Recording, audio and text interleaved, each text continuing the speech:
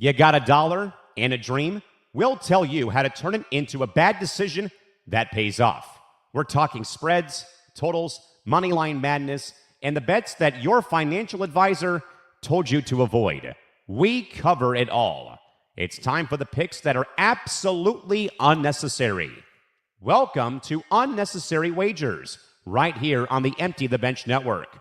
Now, here's your hosts, Nick DiMartino and Liam Barwick.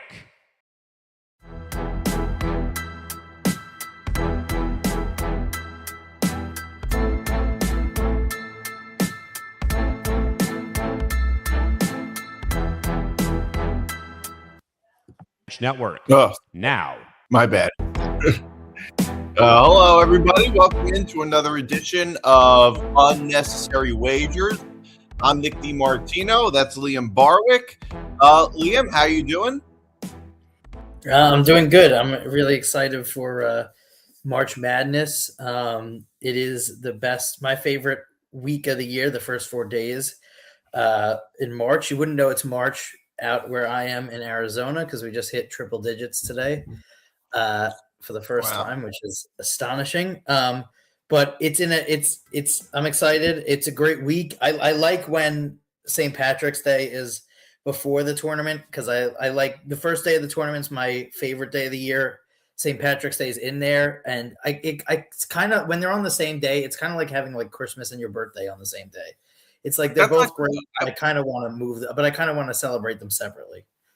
Exactly. I don't know. I haven't really celebrated St. Patrick's Day in a long time, but it's always kind of in the middle of March Madness. But I would say like I'd rather it be a little bit separated, but I don't really celebrate St. Patrick's Day very much. I don't know how many brackets you filled out. I only do one. You only do one. All right. So you're like me. Yeah. You're a bracket monogamist. Yeah, I can't do that. It's like when people say they have like 15 fantasy teams too. I can only do really one fantasy team. I can only do one. That's bracket. me. I'm a fantasy polygamist. I have like 4 fantasy football teams every year. Yeah, I can't do that. Yeah. I mean, look, you're not going to be happy with me because I have Arizona winning it all this year. So do I. Oh, okay. You know, I'm not surprised because that sounds a little bit. I'm not really that surprised. Well, I filled out my bracket and I made one change, which you shouldn't worry about anything other than who you think is going to win the games.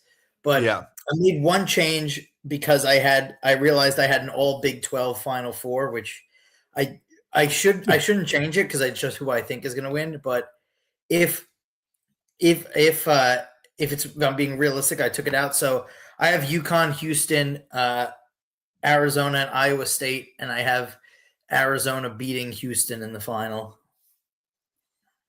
Interesting. I actually have the same thing, Arizona beating Houston in the final. My Final Four is Houston, Kansas, Arizona, and who do I have with it? Arizona and I forget who my other 4 was, but I have but so you have 12 teams as well. Honestly, it almost never even occurred to me that.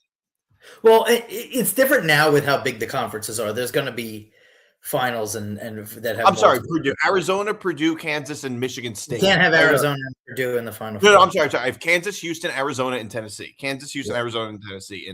So that's 3 Big 12 teams. Honestly, because of all the conference realignment, it never even occurred to me that like all those teams were in the Big 12. Like it just never occurred to me. Well, and the Big 12 is the best conference in college basketball. Oh, without question, it is. Without question, and especially if JT Toppin and Saunders didn't get hurt, BYU and Texas Tech would have been the Kansas. Yeah. They would have had like 5 or 6 top 3-4 seeds. And by the way, even after those really bad injuries for Texas Tech and BYU, neither of those teams have really been all that bad. Like they've actually they've handled it pretty well. Like they didn't completely fall apart. Yeah. I think the the committee did a very good job. There really wasn't any strange or things that I argued with. Michigan got an easy path. Arizona has the easiest path to the Final Four. The only game I could see Arizona possibly losing is if Wisconsin gets out. That Wisconsin has guards that could play with them, and they have a little bit of size. Other than that, it's an abject failure. As much as it would be a delight, it's an abject failure if Arizona don't make the Final Four. I completely agree. With But the how road about they have, would you say the same thing if Duke doesn't make the Final Four? no, because the season as a whole is a failure, but I wouldn't say that they have the toughest route of any of the ones, which is a little surprising because Duke were the number 1 overall seed, and Duke and Arizona were the 2 most consistent teams all season long. Right, and Duke also. Duke part of the reason Duke has a tough path is because they're in the toughest. They're in the toughest division, and also, and in the East Division, they're loaded. Just not in terms of teams, but also in terms of just Hall of Fame coaches, as a lot of people have pointed out. But also, they're injured. They're not. They have some pretty bad injuries, and that can really. Against a team like St. John's, who is far from the best team, they can at least exploit that pretty well. Yeah. So I think that could be a concern. I don't think they're going to play St. John's, though, but yeah. What? I don't think they're playing St. John's, but Do you think St. John's is losing in the second round? Well, we'll get to that in the picks. Oh my God! I didn't see any issues with it. I mean, I know a lot of people St. John's fans were upset about their seating or their place in the region. Yeah. I mean, the thing is, they did win their regular season title, and they did win the Big 12, the Big East, conference title. But the conference had 2 good teams, 1 pretty good team, and then nothing else. So it was a weak conference the entire year. Georgetown was in the semifinals. That shows you how weak the conference was. So I don't see that as so much of an accomplishment. And you're going to have a tough road anyway, but I don't really see that. I didn't really see that as a problem. The dumbest thing they did was they should have sent UCLA to San Diego, which UCLA is playing in Philadelphia, and St. John's to Philadelphia. That doesn't make any sense to me, but especially considering that they have to play the next round in Washington, D.C. That just didn't make sense to me, but I thought the committee did very good. We had a very good game last night with Texas and North Carolina State. Texas almost completely choked the game away, and they got a big shot at the end. They got a very big shot at the end, and they go on to win. Sean Miller was trying to do his annual choke job, but let out of it by two good shots. And yeah, I mean, it was good. I mean, it wasn't a tough year to pick because it was the worst bubble we'd ever seen. The bubble teams were horrific. North Carolina State and Texas entering yesterday's game both had lost 5 out of their last 6 games, which is insane. Texas made the tournament and won a game in a year where they lost 9 games in a row. Which is astounding. So it was a really bad ticket. And with that being said, like a lot of people are afraid to go chalk with the brackets. The NIL difference is going to make it chalkier like it was last year. And the 3 teams are, I think, well above the rest. And I think one team is well above the rest, which is Arizona, because Michigan and Duke are both injured. And I think it's going to be good. I mean, I think that Arizona will be tested probably late. And I think that Arizona and Michigan and Duke and Florida are so far above the rest, but there are a couple of teams like we talked about with our Final Four. Houston is extremely good. Iowa State is extremely good. Iowa State was a Jaden Bradley buzzer beater away from beating Arizona. So both those teams are good. It's going to be competitive, but I do think that people shouldn't be afraid to go chalk. There's going to be a lot of chalk in this tournament just because there's a huge difference. With NIL and transfer portal, there's a bigger difference than ever. Yeah, I think that's true. I think it's going to be pretty chalky, although I don't think it's going to be as chalky as it was last year. I don't think it's going to be like 4 1 seeds or anything like that. But we'll see. I don't know. I feel like this year, a lot of the 1 seeds are potentially very vulnerable, especially Duke. I think Duke has been the best team so far. Florida and Arizona, I'm a little bit less worried about. I think both of those teams are less vulnerable than Duke and Michigan, just mainly because of injuries, and in Duke's case, because their side of the bracket is just so tough. But none of us really know anything. We're just we're just going off vibes most of the time. But that's really just all it is. I mean, look, I have in my bracket, I have St. John's losing in the second round to Kansas. I'm still rooting for St. John's. I'd rather my bracket get busted and St. John's make a run. But I think that what worries me about Kansas a little bit is that it's one of those teams that has one really good player, and so much of their game is dependent on how well that player plays. And that really can just make it go either way. Like if he's unstoppable, I mean, it's going to be very, very hard to beat Kansas. But if he's off his game, if St. John's can contain him in some way, then I think St. John's would have a really good chance. Yeah, I mean, Kansas played so much of their season without him, though, so they know how to win without him. And that's Kansas also astonishingly has made now 22, I believe, straight NCAA tournaments, which is astounding, especially considering the conference they're in. Gonzaga is the only one that has more than them consecutive, but they play in a rinky-dink conference. Which not to say Gonzaga isn't good, but it's a lot easier to make the tournament than Kansas being in the Big 12 for 22 straight years, making it is an astounding stat. Well, I mean, Gonzaga's always been they've always played a rinky-dink schedule. Right. And that's also, I think, plays that. So we'll talk about Gonzaga for a second. If Braden Huff doesn't come back, Gonzaga is going to be in big trouble. They can't do anything without him. Their size difference, though, I think not in the first 2 games he's out. Oh, okay. My mother is actually good friends with his mother. We can get him on the show. Yeah. But the first 2 games, but they should win their first 2 games. I'm just looking at it now. But he's expected to be back in the second week, but we don't know what his ability is. But he'll be a big factor for them. But I think it plays into, iron sharpens iron. So when Gonzaga, they've been to one Final Four under Mark Few in that time, and I think it plays into it when you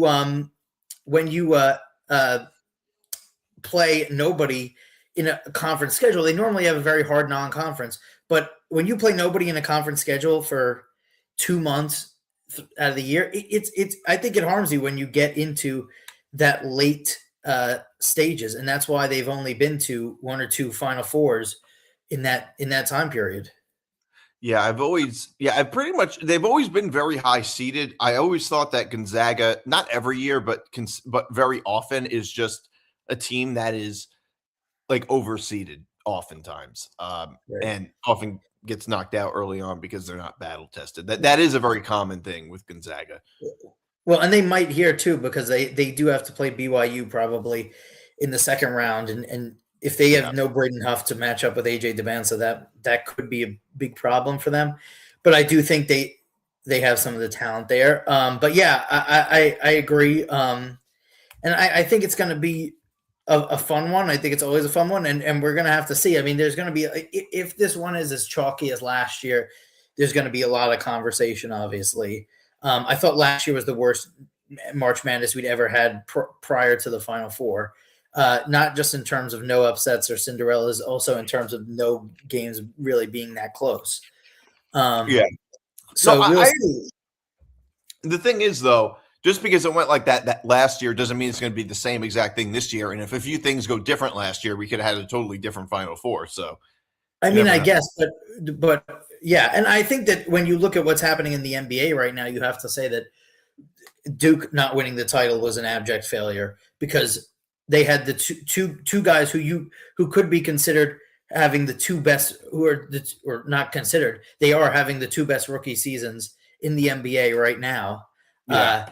And a player that I think is going to be, certainly one player I think is going to be a legendary player in Cooper Flagg and Knipple. I mean, that's probably the biggest failure when you look back on it. And I think that adds a lot of pressure to Duke this year. I mean, John Shire choked that, and no, not just John Shire, but the players and stuff. They choked that game against Houston hard, and I think that'll play. And there's going to be a lot of looking at Shire if they can't get. He's done a great job, but look at the players he has. If he can't get to a Final Four, regardless that they have a tough schedule, if he can't get to a Final Four, he's still got Cam Boozer on there. He's still got the other Boozer who's been playing well. There's going to be talk with him. Yeah, no, I totally agree. And Duke is, if they don't win this year, they're almost going to turn into like the Yankees of college basketball. They haven't won in 11 years now. And that's going to be a real conversation. All right. Do you want to get to our picks? Yes, let's get to the picks. Right. One unit. All right, let's start with one unit. Sorry. All right, I'm going with BYU laying 2 against Texas. Texas just played last night. As I mentioned earlier, they're not playing good basketball going into that game. They lost to Ole Miss in the first round of the SEC tournament, which I thought was going to be a detriment to them getting in. It was not, but they barely beat North Carolina State last night. They close to choke the game away. Tried very hard. They were up 7 with, I think, a minute and 20 left, and it got tied. And it only got tied because of a missed free throw. So there was a good chance they had lost that. I think BYU is a much better team. AJ DeBance has been playing very well. And as you mentioned, the injuries to Saunders didn't hurt them that badly. They were able to beat Texas Tech at the end of the season. They were able to get some big wins in the conference tournament. And this is a rat line. They're begging you to take BYU, but I'm going to go for it, and I'm going to take BYU laying the 2. Is it 2 for you? For me, it was 1.5 yesterday, but now I think it's actually 2.5. Yeah, I have 2. All right. Maybe it went back down to 2 because I mean, the line went up from 1.5 to 2.5 in just a day. So the public seems to be pretty big on BYU. I agree. I like that pick a lot. I very much agree with what you said. I think Texas has, like you said, the bubble teams this year have not been good, including Texas. And I don't really think Texas is in very good form right now. All right. My one unit play, I'm not going to do this too much, but it's kind of a boring pick. I'm taking UConn minus 20.5 versus Furman. I think UConn is sort of, I think Danny Hurley teams are sort of immune to like look ahead spots. I don't think that will be an issue with UConn. I think Furman is going to be very overmatched here, and I think UConn will cover this number. I'm not going to do this too much. Because I know it's kind of like a boring pick to take the favorite to like blow out the underdog, but I really think UConn will come out in this game, and I think they'll cover this number. Yeah, I agree. I also don't think there's look ahead spots in the NCAA tournament. No, not as much. Everything's do or die, and that would be a fun Elite Eight if UConn and St. John's were to somehow get there together. That would be something.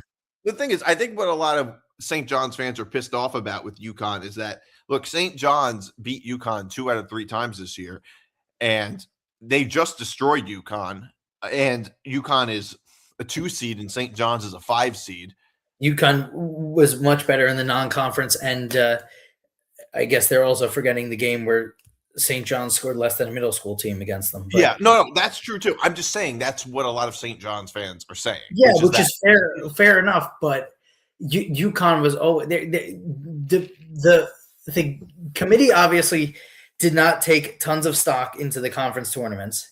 No, and UConn, St. John's beating UConn, it doesn't matter if it was by 150, is not going to move 3 seeds around. No, I'm not saying St. John's should have been ranked ahead of UConn. I think it was more that there's that big of a difference.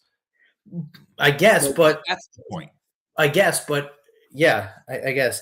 All right. Because I thought St. John should have at least been like I would have been fine with Purdue or Arkansas being ahead of St. John's because they won tougher conferences, but like I think St. John should have been a 4 seed. I would have said a 4 seed. I think would have been fair.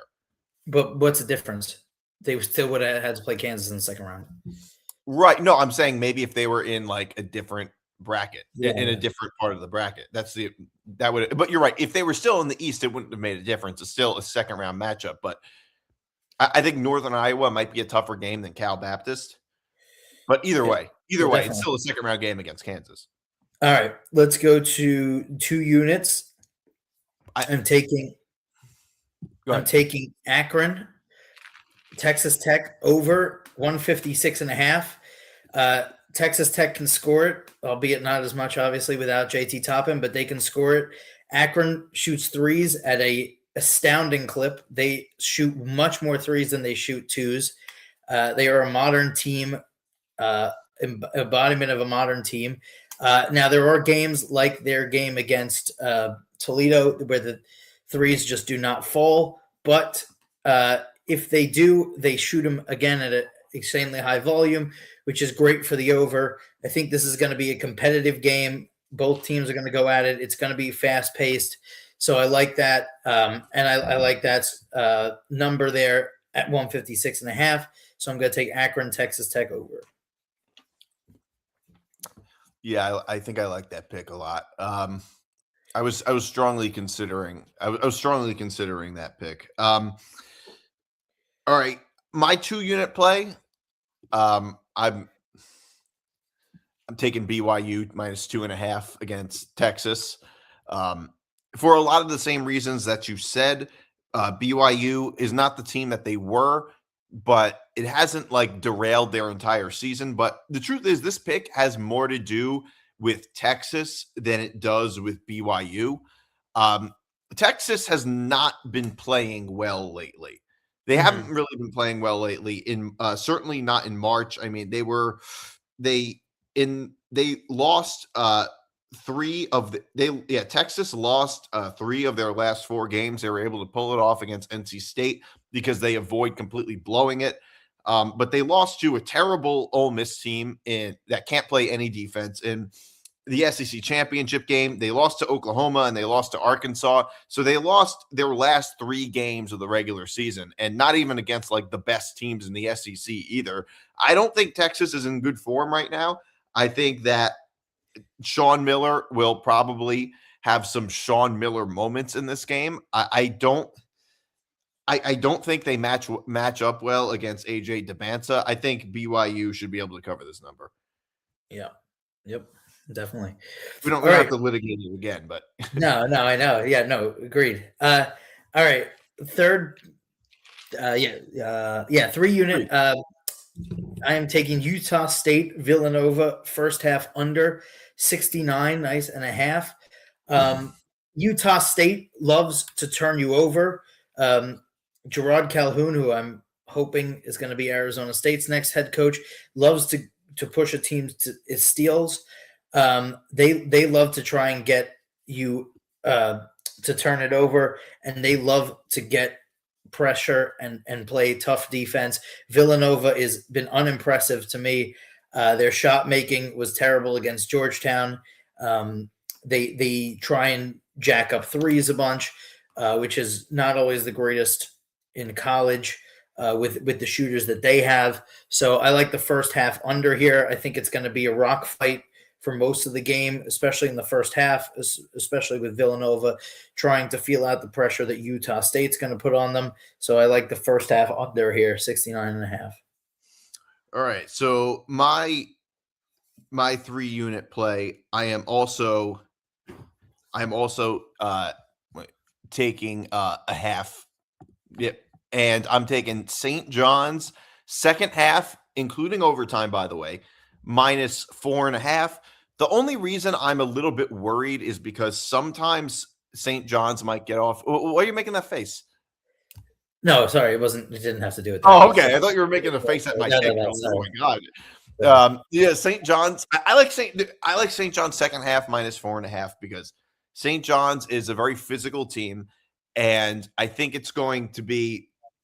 And I think that they will wear down Northern Iowa. I'm a little worried about taking them outright minus 10.5 because sometimes St. John's gets off to a slow start and the game will probably be slow paced. Both of these teams, especially Northern Iowa, tend to play kind of a slow paced game. So that makes me worried a little bit more about the 10.5 point spread for the game.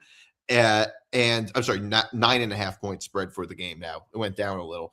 But I think in the second half is where St. John's will really be able to dominate because a lot of times in these games, the favorite sometimes gets off to a bit of a slow start, and then the underdog, like a team like Northern Iowa, they just can't keep up for the rest of the game. I think St. John's could probably wear them down. So I'm just going to take St. John's minus 4.5 the second half.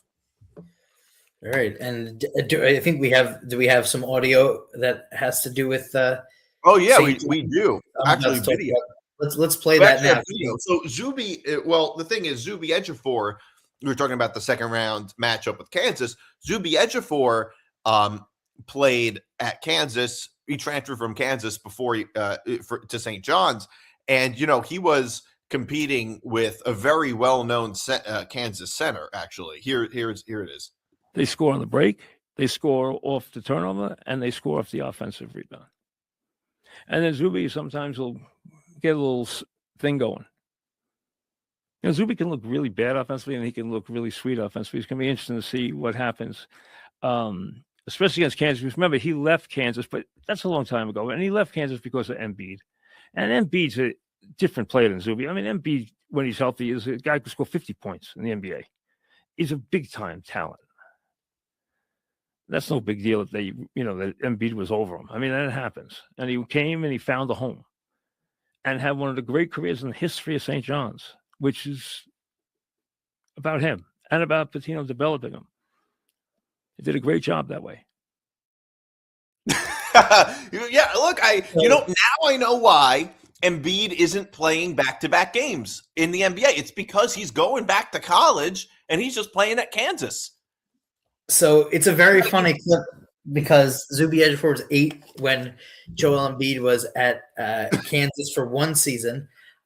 It's also very funny because when I initially saw it, I thought that he was just thinking of the center on Kansas 2 years ago and accidentally said Embiid. But then he went on to describe Embiid, saying that he scores 50 a night, could score 50 a night in the NBA. So he was meaning to speak about Embiid. It's maybe one of the oddest clips, funniest things I've heard. It's amazing. And Mike Francesa is never, I don't think, ever called himself wrong on anything. He did acknowledge it. Hold on a second. I'm trying to pull up his tweet right now. He acknowledged it on Twitter. I'm just trying to pull it up right now.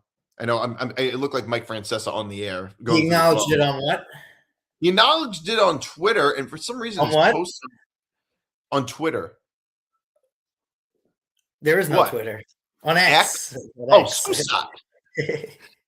Look, I am never. Look, honestly, that's like calling the Tappan Zee Bridge the Cuomo Bridge. All right, I'm never calling it the Mario Cuomo Bridge. I'm never calling the what do you call it? The Triborough Bridge. I'm never calling the Triborough Bridge the RFK Bridge. Okay, I'm never doing that. All right, it's always going to be Twitter. I'm trying to pull up his tweet. Hold on a second, because he acknowledged it. did he like delete his Twitter or something? What the hell is going on? Like nothing's loading right now. But he acknowledged it on Twitter, and he said that he meant to say Hunter Dickinson, that he was thinking of Hunter. Which is what I thought at first, but then he describes Embiid though. Then he says, so is he saying that Hunter Dickinson's a guy that could score 50 points in the NBA? What the fuck is he talking about? Yeah, that's the thing. Like that's what makes left Kansas as well, but whatever. But he said, but like that's what makes it so funny. It's like it's one thing if he confuses a guy who's very similar to Embiid, or even has but there's no similarities between Hunter Dickinson and Joel Embiid other than the fact that they're both centers and both played at Kansas. But like there's nothing even remotely similar about either of them. Their names aren't even similar. Like how do you get Joel Embiid? How do you get Embiid out of Hunter Dickinson? Like it doesn't make sense. Well, they do look just alike, but yeah, exactly. That's what makes it even funnier. Is that here's the tweet. Here's the tweet. He says, "Didn't realize I said Zuby left Kansas because of Embiid. Would have been difficult since he turned 32 yesterday. Well, I mean, some college players. It's not that crazy. Meant Hunter Dickinson. Graciously accept the rip. Deserve it. But the best part is in this tweet, he said, didn't realize I said Zuby. He spelled Zuby wrong. He said he spelled it Zoobie, like completely wrong, which I think was the funniest part. All right, so played that because I'm going to talk about St. John's here too in my 4-unit play. You alluded to it. Northern Iowa don't tend to play kind of slow games. They play sloth-like games, not even kind of slow. They play 321st in pace. They want to take as long as possible to play. I am taking St. John's UNI under 131.5. St. John's are not a high-scoring team. UNI are obviously not a high-scoring team. They play slow. They're going to keep it slow. They're going to keep it a rock fight. In my bracket, I don't have this on the show, but in my bracket, I do not have a second-round matchup with Kansas. I have Northern Iowa beating St. John's. I think they're going to give them a big problem here. All the focus on St. John's getting a tough road. Almost didn't include that they do have a very tough first game here with Northern Iowa. But either way, I think this is going to be a complete rock fight. And I think that this game goes under, even though it is. And the Vegas caught up to the slow pace with that number. But I think that's going to be an under. All right. So you think Northern Iowa is going to beat St. John's? I took it in my bracket. Will I bet it? I don't know. But I'll probably take the number of UNI. But I think the UNI has a chance, yeah. Okay. Well, yeah, I think they have a chance. I wouldn't put them on my upset watch list, but I would say I think they have a better chance than some other teams do. My 4-unit play, I am going with VCU plus 2.5 against UNC. I'm a little worried about UNC right now, especially with the Caleb Wilson injury. I think that it's very telling that the line is 2.5 given the seeding difference in this game. I really like VCU here. It's plus the 2.5. I think that line, I have a feeling it might grow a little bit, but I really like VCU here. I don't have a lot of trust with UNC. I think they're a little too injured right now. I'm putting this on my upset list. Yeah, in my bracket, I have VCU in the Sweet 16. So I agree with you there. Right, so that's not too chalky. Yeah, no, I don't have that chalk of. I think I have like 3 12 seeds winning. I have Akron beating. I have Akron beating Texas Tech. I have High Point beating Wisconsin, and I have Northern Iowa beating St. John's. Yeah, so it's not that chalky. But yeah, I agree with you on VCU, and North Carolina have not been like BYU and Texas Tech with their star injury. They have been much worse. It affected them a lot more. It affected them a lot more. All right, 5-unit plays. I am taking Troy plus 13 against Nebraska, and that's a rare matchup between two teams who have never won an NCAA tournament game, which is astounding that Nebraska have never won an NCAA tournament game. It's also a matchup of two teams whose best or second best players, or not second best, most played players are their sons, both coaches. I just think Troy's going to be able to stay competitive here. I don't know whether they can pick I think I'd pick the upset in my bracket, but there's going to be pressure on Nebraska to win that first game. They've been worse as the season has gone on. They haven't been what they were at the start of the year. They started off undefeated. I think that Troy's going to give them a game here, and I think that they're going to stay with it well within this number. Yeah, I happen to have the same 5-unit pick. Actually, Okay, I also have, except it's for me on DraftKings. It's you use DraftKings too, right? Yeah. For me, it's 12.5. Yeah. Not 13, but yeah, a lot of the same reasons. I think Nebraska, I think they're a little overrated. They started off the season strong. If I were to compare them to, if I were to put Nebraska in NFL terms, I would say they're a little bit like the Colts this year. Like they had a surprising start to the season. They started off undefeated. They were very good in the beginning. And then towards the end of the season, they kind of started to fall off. Nebraska has not played a good game in at least a month. They have not had a good March. I mean, in March, they're in their March games, they lost by double digits to Purdue and to UCLA, and they needed overtime to beat Iowa. Iowa's not terrible, but they haven't really been playing well. And towards the end of February, their schedule was very easy. They were playing mostly the worst team, mostly the bottom of the Big Ten.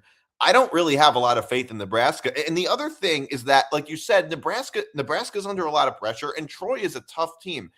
Troy is, from my understanding, a very good rebounding team, and I think that can hurt Nebraska if they're a little off. And Nebraska's under a lot of pressure because they had a historically great season by their standards earlier this year. And for them to just get knocked out in the first round, I think that's going to be a little dangerous. I could see them pulling it off, but I think Troy will give them a lot of trouble.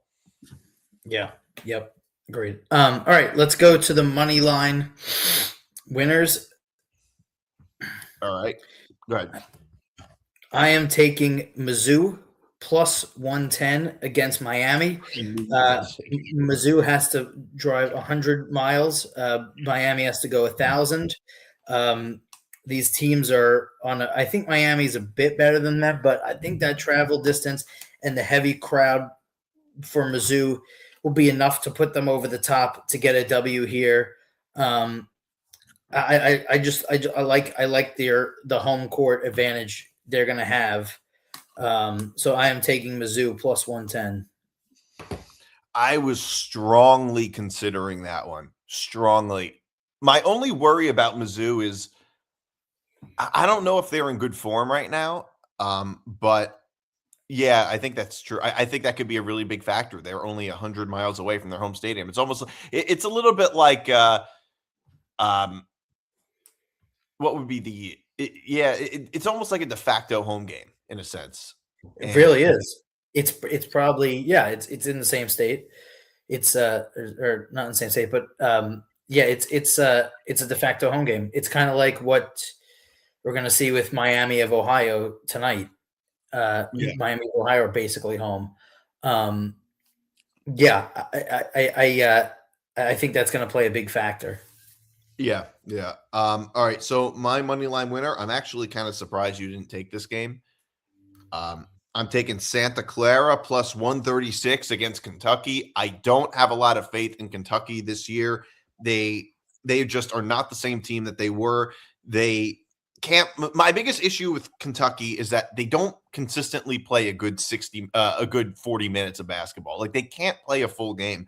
They're a little too streaky, and I think Santa Clara can take advantage of that. I I think Kentucky loses this game. Yeah. I have that in my bracket as well. I have Santa Clara winning. But I knew you were going to take the Missouri. I knew you were going to take the Missouri game. I knew you were going to do it. Yeah, I had my eyes on that one, but I thought about Santa Clara. I'll probably take that. I'll probably take that in reality too, on the money line. But yeah, I agree, and I'm just not happy with the job that Mark Pope has done at Kentucky. If I was a Kentucky fan, so yeah, I agree. I've been low on Kentucky the whole year, especially coming into now. It's going to be a tough road for them, and Santa Clara we're a few minutes away from possibly winning the conference against Gonzaga. They've got a good team. All right. Yeah. How many years do you think Mark Pope has left? It depends what he does in this tournament, but if he loses, let's say my prediction's correct, he loses to Santa Clara. He has to make a run next year, or he's in trouble. Especially with Kentucky. I mean, it's one of those programs that there's going to be a lot of pressure. Like, even look at Hubert Davis at North Carolina. He went to the final his first year, and he's been on the hot seat for a while since then. So it's a program that demands excellence. If he doesn't make a run, then I think for the second time in last couple of years, we're going to be looking for a new pope. So, yeah, well, they demanded a little too much excellence. Like, they never should have gotten. I'm sure they regret getting rid of Calipari, who's totally turned around Arkansas.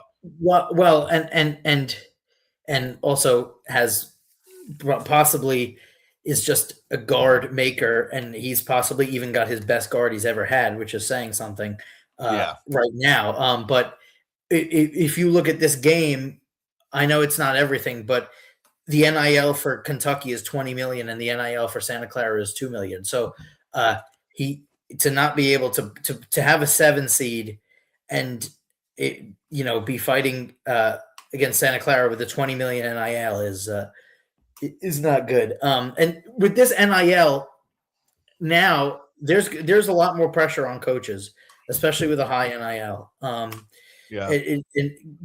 especially with the donors, because we're donating money, you should be producing results. So the pressure is high on these teams.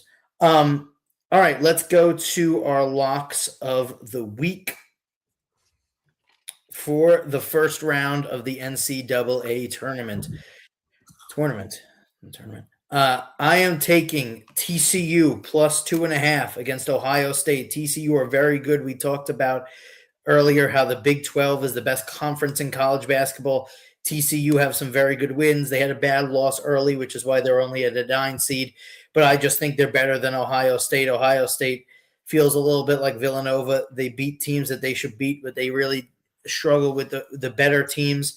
I think TCU's got a chance here, and I actually think I'm not picking it, but I do think that TCU has a chance to get past Duke as well.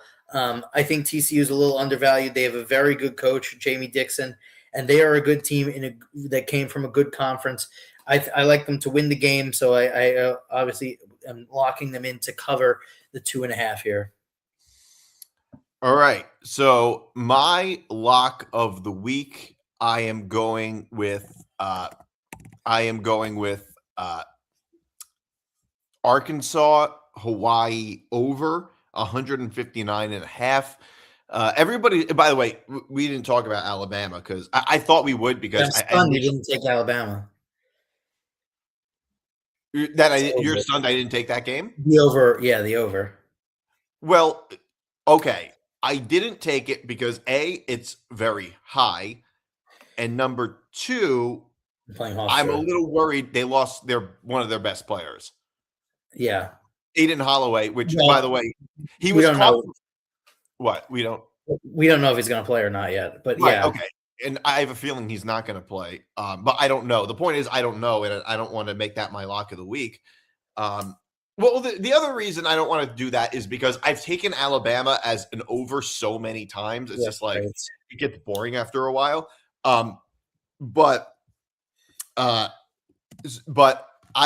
was just a little worried about the over in that case.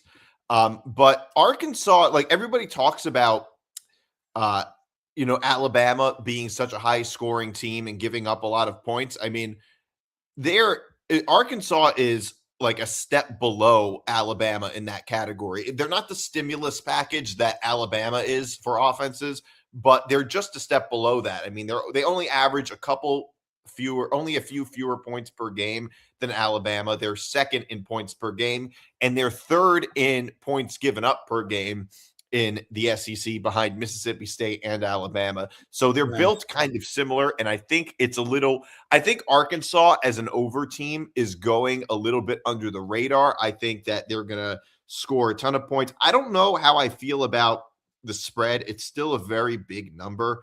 But yeah, I like the over 100. I have a little more trust in the over in this game. Otherwise, I likely would have taken Alabama to take the over 159.5. But if Aiden Holloway's not going to play, which he might not, I don't know if I really trust it because he's still one of their best scorers. So, and you have to understand, in college basketball, most teams are not deep. Alabama's not a deep team. It's not like there's a guy off the bench who can do a lot of what he does. They really don't have anybody else. So that part worries me a little bit. And also, I don't know how many points Hofstra can score.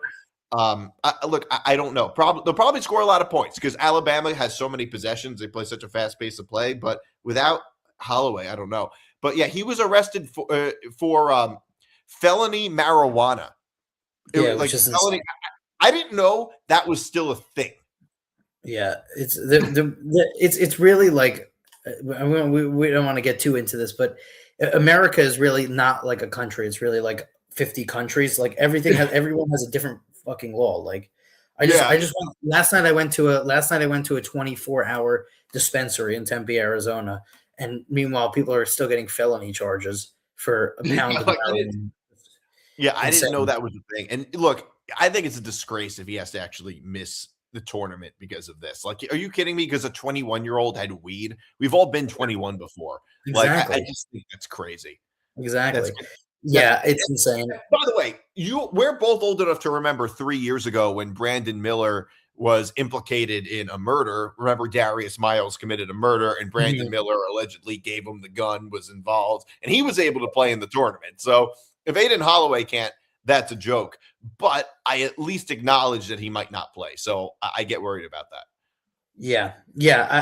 I like the over. I was just surprised you didn't take it. But this is going to be the best week of the year. I love it. It's my favorite days are the first 2 days of the tournament. I like that more than any other sporting days probably in the year. And I am so excited. That is our picks for the week. Thank you guys for tuning in. We hope you win all your bets. Try and win all your bets on Thursday. And we are going to be back.